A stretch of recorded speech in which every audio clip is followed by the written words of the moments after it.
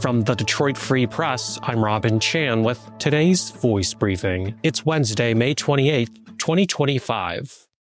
For the Detroit Free Press, I'm Keith Matheny. The Michigan Department of Natural Resources will continue its halt on any new utility-scale solar projects on state-managed forest lands as it works on a framework for how to consider such projects. The policy change was made quietly earlier this month without a public announcement. DNR spokesman Ed Golder said the agency made the policy change known via a May 9th email from DNR Director Scott Bowen to certain groups and legislators. In that email, Bowen said the department would not move forward with plans for a utility-scale solar farm on a 420-acre parcel in Otsego County's Hayes Township near Gaylord, a project that raised community ire because it would have required removal of acres of trees to facilitate the solar panels. Bowen further stated that the DNR would continue its pause on considering utility-scale solar projects for any state-managed forest lands until a framework is developed with input from communities and lawmakers on how, when, and where to proceed. Some environmental groups say taking state lands off the table will make it difficult for Michigan to reach its climate change fighting carbon reduction goals, while State Representative Ken Borton, a Republican from Gaylord, said he will never approve of any project that involves forest clearing for solar farms.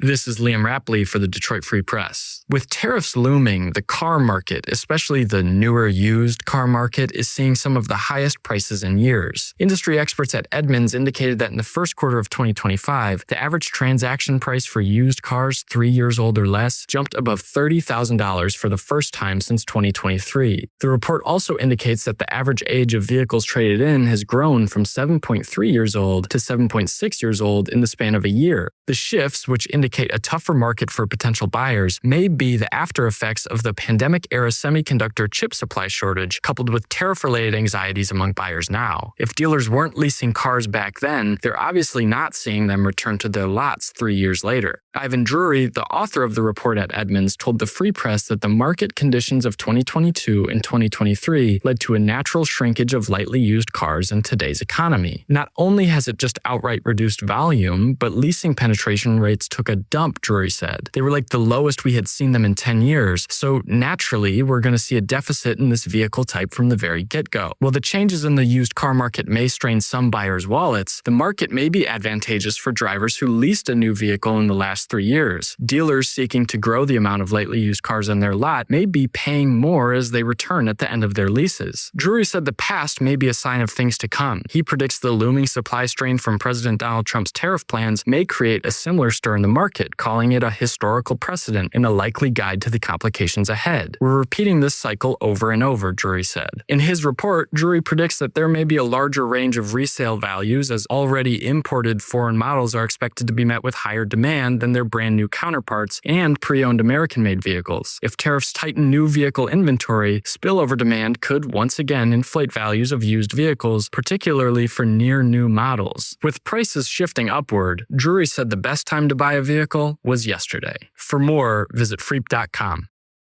I'm Khalil El-Hajjal, Deputy Opinion Editor at the Detroit Free Press. I'm 42 years old, and I'm still a fan of professional wrestling. That's always been a little hard for me to admit, because it's generally an art form that's intended for children. But I'm revealing my guilty pleasure because I want to pay tribute to a Michigan-born wrestler who broke down barriers of bigotry and became a star around the world as a high-flying performer with Middle Eastern heritage. Sabu, whose real name was Terry Brunk, died May 11th at 61 years old. Born in Lansing to a Lebanese-American family, Sabu was the nephew of another wrestling trailblazer, the Sheik, a legend of 1950s and 60s wrestling. The Sheik wore a traditional Arab headdress to the ring when he performed, and in his day, that automatically made him the villain. To wrestling crowds, he was the dastardly foreigner and his opponents were the all-American heroes. He embraced and embellished that dynamic as a performer who could rile up crowds around the country like no other. Sabu followed in his uncle's footsteps, but this time around, the crowds stopped booing. Just like his uncle, he wore his Arab heritage on his sleeve and donned a traditional headdress, and just like his uncle, he was vicious in the squared circle. But this time around, the crowds adored him. It ultimately helped me as a fan to embrace my own Middle Eastern identity with pride and joy after some very confusing childhood experiences, particularly around wrestling fandom. There's a lot more to how all that unfolded, a lot of shame, a lot of joy, and a lot of redemption. You can read the full column at freep.com/opinion.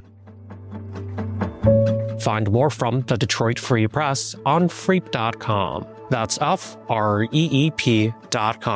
Thank you for listening, and you'll hear more from us tomorrow.